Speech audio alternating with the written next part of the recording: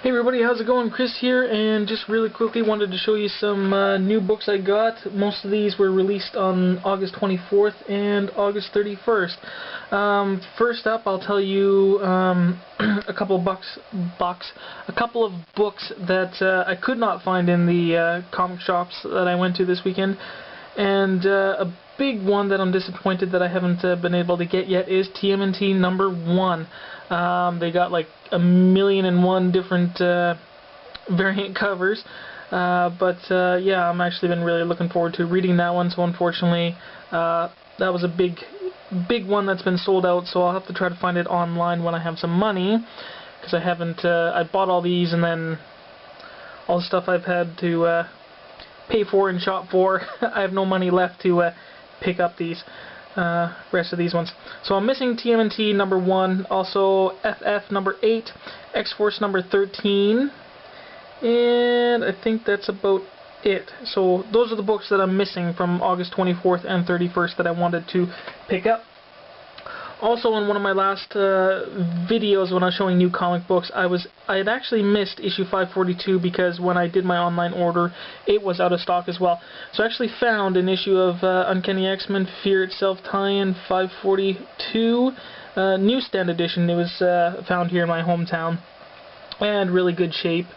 And it's, you never know on the newsstand what you're gonna get. So. You know, and scheduling and all that kind of stuff. So anyways, I got a first printing newsstand edition of Uncanny X-Men Fear Itself. This was a great issue. I loved it. I'm loving the Juggernaut stuff. This one was just unbelievable. Great stuff from the X-Men and the fight against the Juggernaut. Just nothing is stopping them. They had got, like, in this book, they have like over 30 plans or something that they try to attack the Juggernaut with, and nothing's working. There's even a part where he just starts, he's so unstoppable that he just walks over a chasm. He just walks on thin air, and whenever the Juggernauts, there's kind of like these imprints of Asgardian, I don't know, magical enchantments that kind of burn into the ground as he walks, and those just kind of, he just kind of stepped on those as he was walking over thin air. I mean, that was pretty awesome. There's a point where they tried setting his blood on fire at one point, but he just became a you know, a human, I don't know, firebomb for a while. Just all this stuff that they're throwing at the Juggernaut didn't work, and then they eventually, with the help of Colossus' sister here, they go to the magical realm, wherever that demon Sidorak is, and anyways, they talk to him and convince him that Juggernaut is not his avatar anymore, because he has the Asgardian, you know, power of whatever hammer wielder he is now. Kurth, I think it is. I'm not quite sure. There's so many different weird Asgardian names. But anyway, so the demon Sidorak takes away the gemstone from Juggernaut, and what's her name? Illyana. She was gonna grab it for herself, but then Colossus decides to grab it.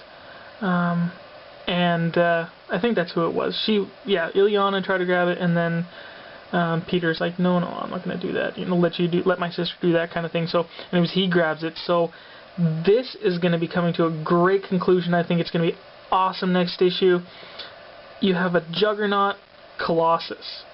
He's going to be immortal, unstoppable, already a powerful character, going against this Asgardian-powered Juggernaut.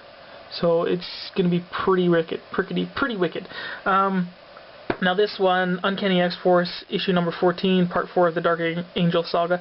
Have not read it, trying to hold off on reading it because, as I mentioned earlier, one of the issues that I'm missing is issue 13 of Uncanny X-Force. So, and that's the one with the Apocalypse Wolverine, so I really wanted to read that one. So I'm going to try to hold off on reading this issue, get issue #13, and then read this one.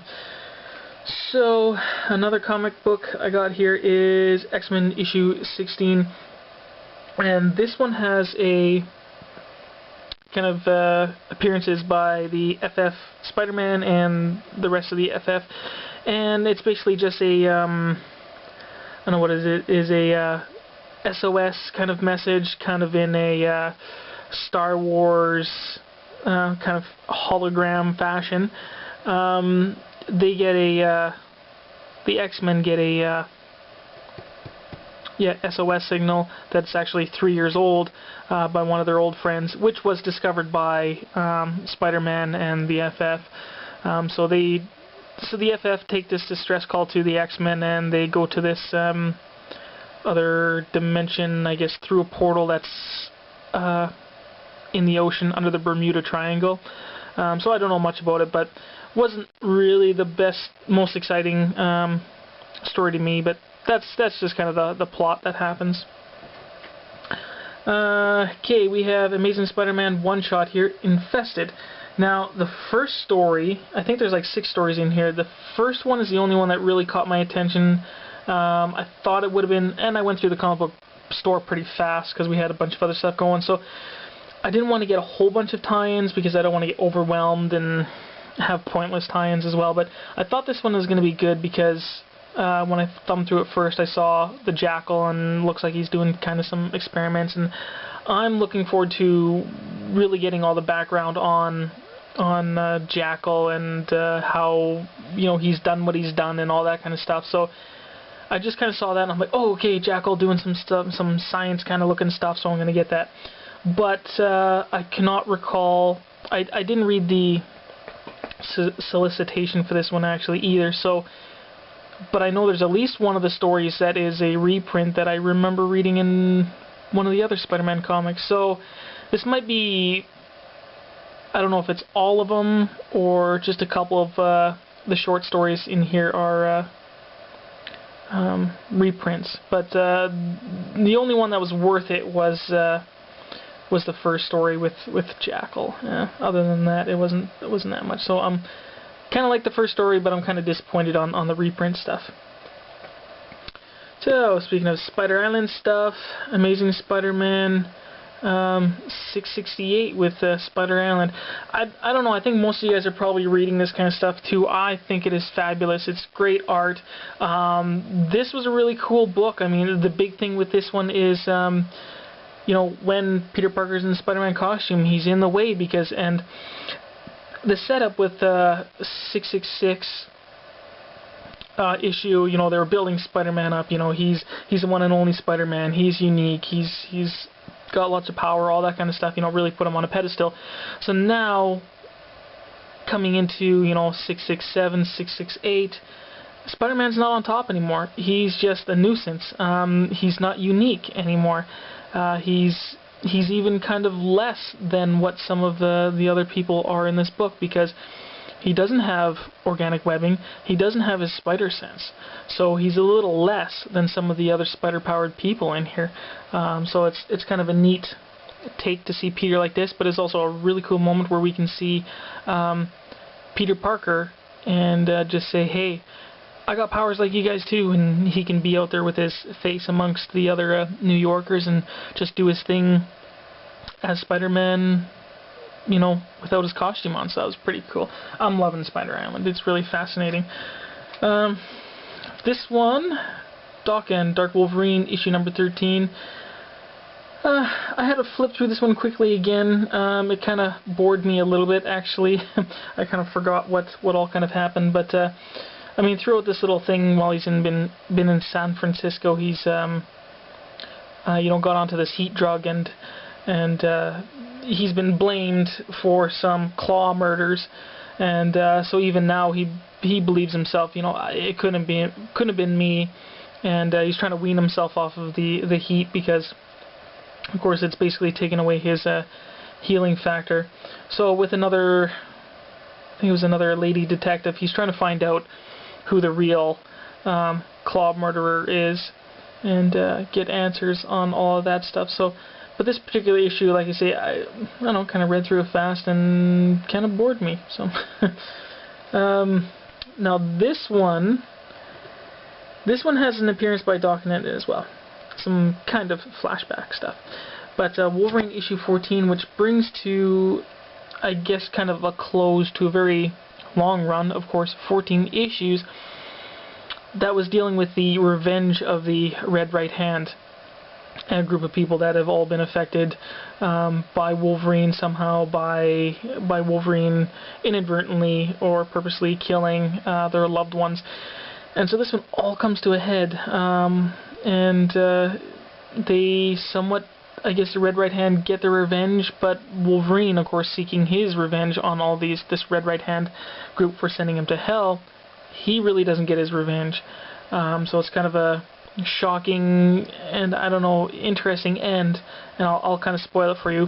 Anyways, he's in the building, he's going through, and this was in the last issue as well, he went through 5 different people with different power sets or skills, and they all had to, you know, he had to get through those 5 people before he can get to the group of the Red Right Hand and get his revenge and kill them. One, he was denied his revenge at the end because before they come through the door, and they had a pre-recorded video for Wolverine, but anyways, they all drank the purple juice and all died, except for one kid. He kind of faked it, and he said he wanted to see Wolverine's face when he realizes the truth. But so anyways, the video tells you that the 5 people that he had to go through and kill to get to that room where the Red Right Hand was were his children. So that was kind of a unique and pretty kind of a powerful, but like a holy what the no way kind of moment. So I guess Wolverine had some other children, and the Red Right Hand said, you know, they followed through all his history, knew where he's been, what he's done, who his lovers were, you know, and all that kind of stuff. So from their information, they gathered these, I guess, illegitimate children of his, and you know, kind of got them into training for this moment. So kind of set them all up, or made them all kind of assassins, and then. But they knew in the end that these 5 persons, who I guess are supposed to be his Wolverine's other children, would not survive an encounter with Wolverine. So the big shocker is at the end that Wolverine realizes this, and oh my god, to get through the Red Right Hand, I've just killed 5 of my other children. So, and of course, the Red Right Hand used DOkken. A lot of information that DOkken got, he gave to the Red Right Hand to use against his father. So of course, because DOkken hates his father, so DOkken was involved in that. I would like to see more of this background on these other children, but it's kind of like a I don't know. I'm kind of on the fence thing about Wolverine having these other children, I guess, but of course they just show up in this book and then now they're dead. So so let me guys know if you're reading Wolverine. Let me know what you think of that one too. Here's kind of a really big comic book too of sorts, in that it ends a very long run with Greg Pak as writer, and he started, I think it was the Planet Hulk he started. I'm not sure if he had, and I think he's had some other Hulk stories here and there throughout there, but I think where his big lengthy run on Hulk was, it started with Planet Hulk, which was a fabulous, great story arc. I loved it. It was so great. It got me really collecting Hulk steady. So this is Greg Pak's story coming in, all coming to a head, and just kind of wrapping up his whole entire run. And but this particular storyline with the wishing well has not intrigued me really much. But you know, all in the end, I mean, it was pretty epic. A lot of, you know, big gamma-powered stuff happening in here, you know, and great artwork for sure. But you know, all the turmoil with Betty. I mean, it's basically a happy ending for them at the end. They both go away, and he kind of saves the rest of his Hulk family as well. So, I mean, it was a really good way of wrapping Pak's run up. It's really a thick issue, and you kind of get a you know, the full story, and then you get kind of a backup story which happens right after the main story, and then also you get like an interview with Greg Pak, and also a gallery of covers from some of the Hulk books that Pak had wrote. So this one was definitely really worth it, and this one's going to lead into the relaunch of Hulk #1, which is kind of a little silly thing too, because I mean, how many times they've relaunched Hulk lately? But yeah, a new Hulk #1 coming out soon, and I'm actually really looking forward to that one. And supposedly, well, I'm a little fuzzy on the one wish at the end for that Betty made to help out Bruce, but Tyrannus kind of tells her, you know, haha, you know, after all these years, you know, you still think the Hulk and, you know, Bruce are different. They're not. You know, they're one and the same, he says, basically. So, but I'm a little fuzzy on that wish, but I know a little bit from what I was reading in the solicitations for the next one is that I think Hulk and Bruce are supposed to be getting separated again in the new series. So I'm not quite sure if that's really how it's going to go, but I'm really looking forward to the new series. Okay, next up we got here Secret Avengers. I guess I should turn it this way, hey? Secret Avengers issue number 16. I like the drawings of the characters, but to start off, I don't like the, you know, the sideways here look. Well, the sideways look is okay, but what I don't like is the title. It's quite big, which might be okay, but it's so large that you see here that the S gets cut off. I think that's poor, I don't know, editing, I guess. I don't like that part of the title gets cut off like that. Yeah, that's what I'm gonna say. But this issue, it was a standalone issue. I didn't really care for it. It was basically them going on a mission underneath this secret kind of city under Cincinnati, I think it is, and they have to deal with this. I think it's whatever group, I can't remember, the one with the dragons on their back or whatever. But anyways, of course, you know, some goofy terrorist group. They're trying to use this giant Victor Von Doom teleport, you know, time machine to, I guess, take apart a whole bunch of Cincinnati and teleport it to somewhere, you know, back through time somewhere and do whatever. You know, they just kind of give you a basic idea of what the baddies are trying to do. But if it's standalone, they stop it. Artwork was not the greatest either. So this is a standalone issue that I really don't think I cared for, and I think this one's, you know, a skippable issue. And also, I'm thinking, I like Steve Rogers and Commander Rogers in his outfit here, and if he ends up wearing the Captain America suit in this one, or, you know, the next issue isn't all that great either, I'm going to end up dropping this book, and I'm just going to continue with Captain America, because the only reason I'm reading this book is for Steve Rogers, and I really like the Commander Rogers outfit. So I don't know, that's where I'm at with this one. So you might end up seeing this one, you know, out of my videos. Okay, coming to some some indie books here. Oye Witchblade issue 147. I think I told you guys in other videos, previous videos, like, oh, I missed this issue, but this actually, the release date kept getting pushed forward. Also with the next issue, I'll show you. But yeah, this one was pushed forward for a little while, and it finally came out on the 31st. So, Witchblade issue 147, and beautiful artwork, of course, as always, by Sedgwick. Cover and interiors. This one, she's continuing to battle against this, I don't know, lady who's possessed by this, oh, I can't remember, Tiamat, and she's kind of old-time goddess of chaos. I cannot remember from what kind of origin. I'll remember afterwards. Anyways, but she's this god of chaos, and with a really weird, you know, crazy history of so many children and her husband and incest, you know, and that's what those kind of gods love. But she's the you know, god, this queen of chaos, and just the this crown is what possessed the woman, and the persona of the queen of chaos is in there.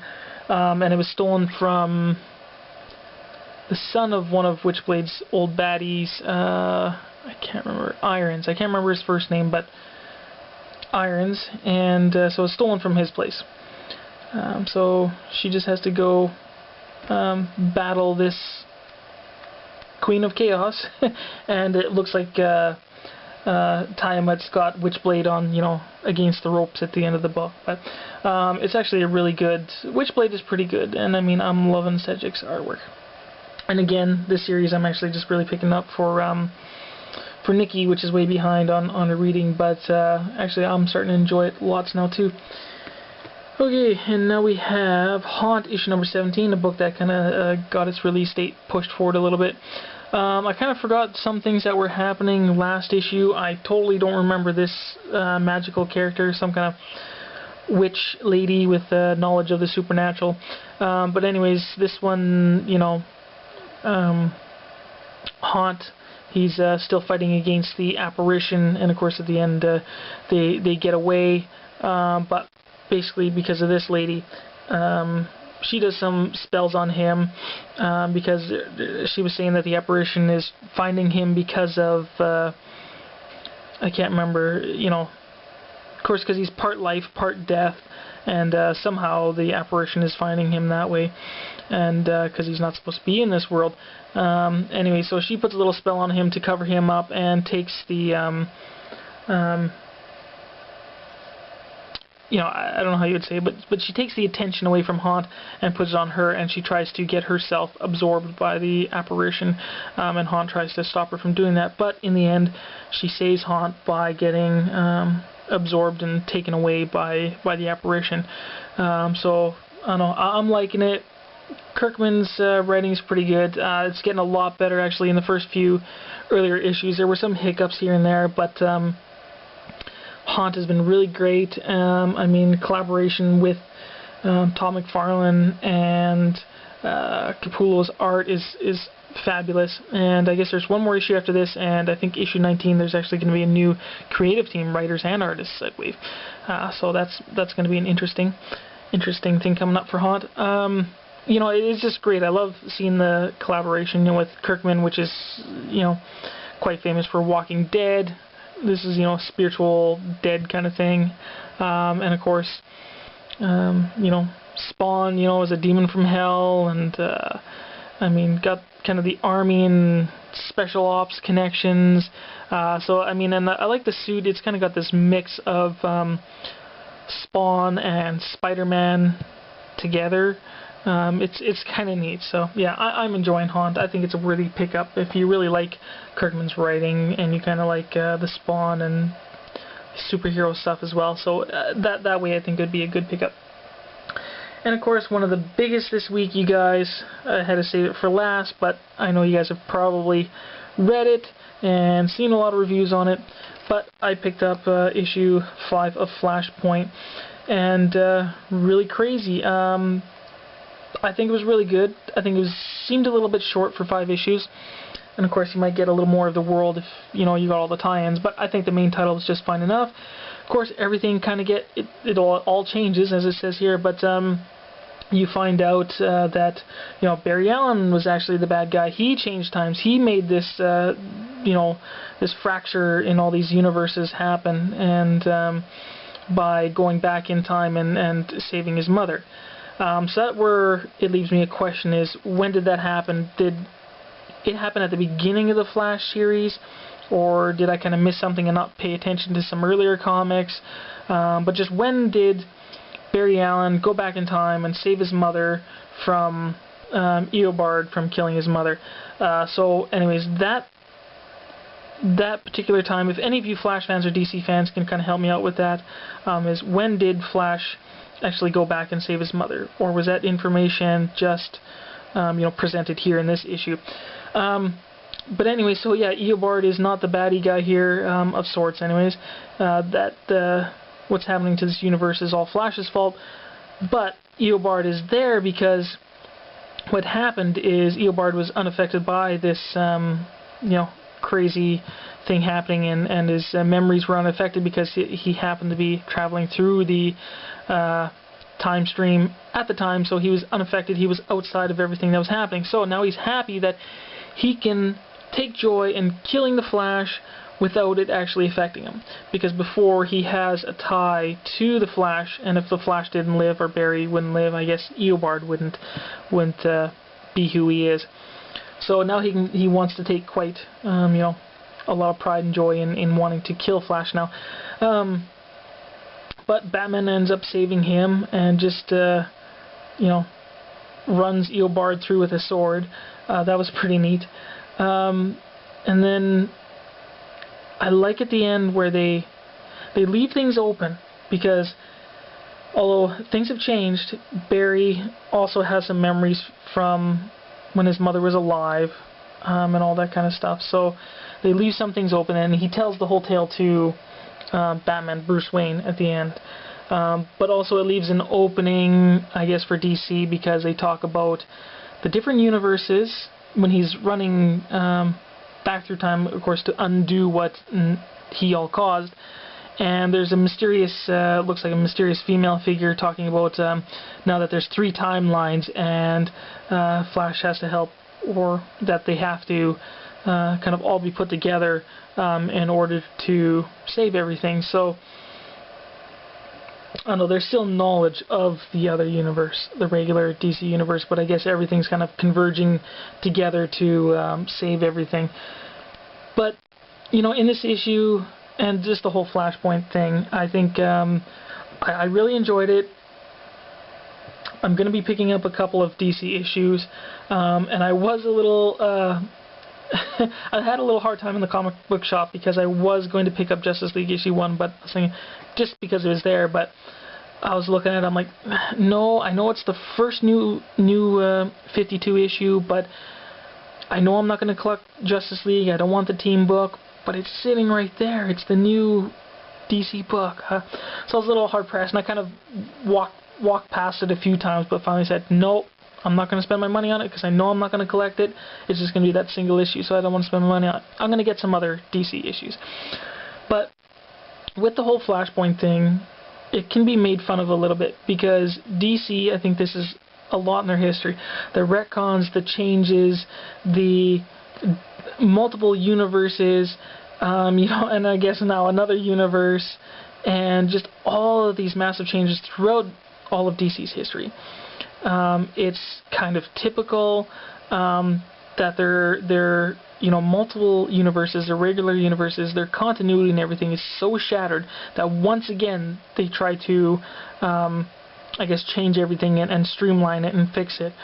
So in that way, I mean, and they got, like, you know, how many different Flash characters, how many I've seen how many different Judo Master characters, how many Batman characters, how many Superman characters.